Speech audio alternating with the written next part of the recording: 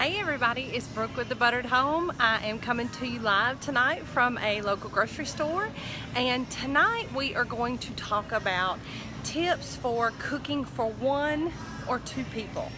Now, any of you moms out there, my mom in particular, still struggles with this. How you go from cooking of a family of 4, for cooking for a family of 4, to just she and my dad.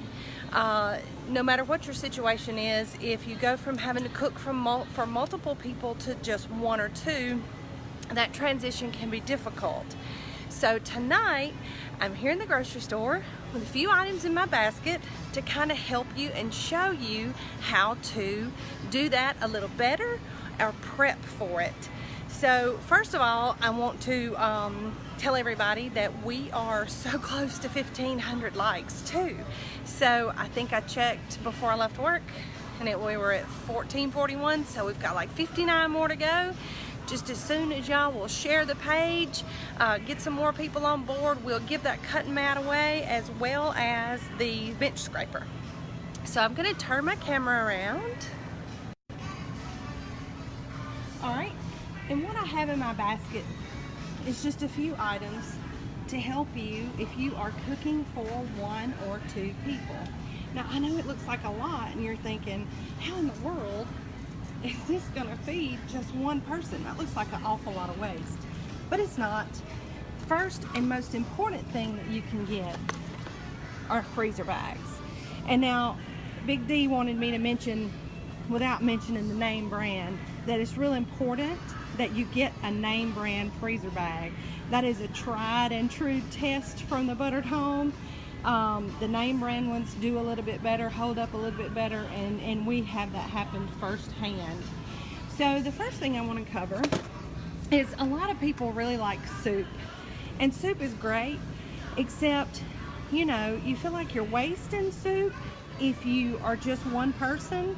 And actually what you can do is just buy some of those cheap containers, Gladware, I'm just going to go ahead and say it, containers, and take this and pour it into 1 or 2 of those, and you can save it for later and you can even freeze it. The next thing I have on my list is vegetables. These nice big packs of vegetables that you get at the grocery store, whether they're in a bag or they're pre-prepped in produce like this, those are a little intimidating when you're only cooking for 1 or 2 people, because you look at that and you think, wow, I don't want to eat Brussels sprouts all week. So what can I do? What you can do is spend the $2 on this, clean them, trim them, cut them in half, lay them out on a sheet pan and freeze them individually, and then when they're frozen after 1 or 2 hours, you can take them and store them in those Ziploc bags for later use, and they'll keep just fine. The same with onions. You can dice them up, put them in baggies, and keep them for later in the freezer and just get out what you need as you need it.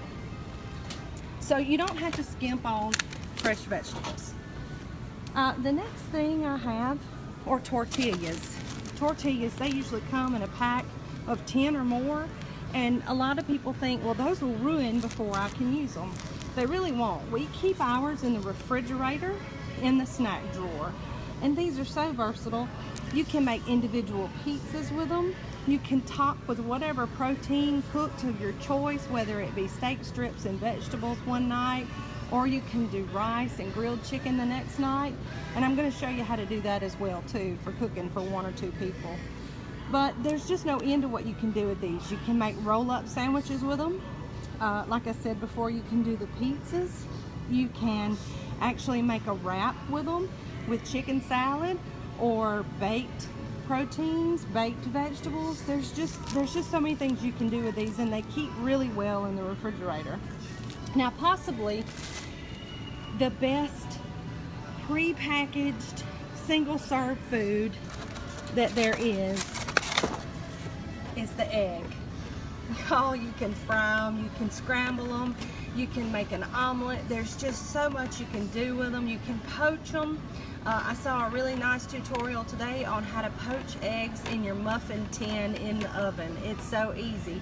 So, you know, if you're looking for stuff and you don't want to get tired of it, you can switch it up and have eggs for dinner one night any kind of way you want. For 1 or 2 people, it's so much easier just to use those eggs in whatever application that you choose.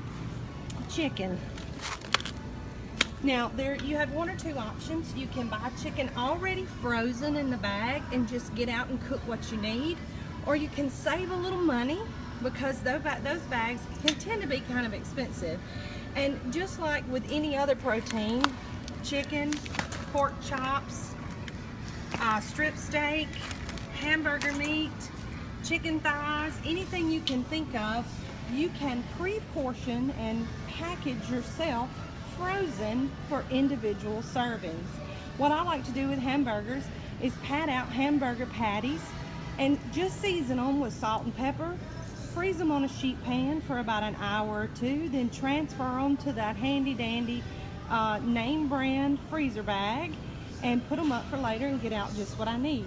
I do the same things with the family packs of chicken, as well as if you like steak and you like it cut up into strips, take it out, cut it up into strips, freeze it on a sheet pan for 1 to 2 hours, and then transfer to a bag. Y'all, this stuff will keep in the freezer for up to a month, possibly 2 months if you seal it really good and possibly wrap it in tin foil before you put it in the bag. So they're just really good options. There's no reason why you can't save money at the grocery store with buying in bulk and then freezing for individual use.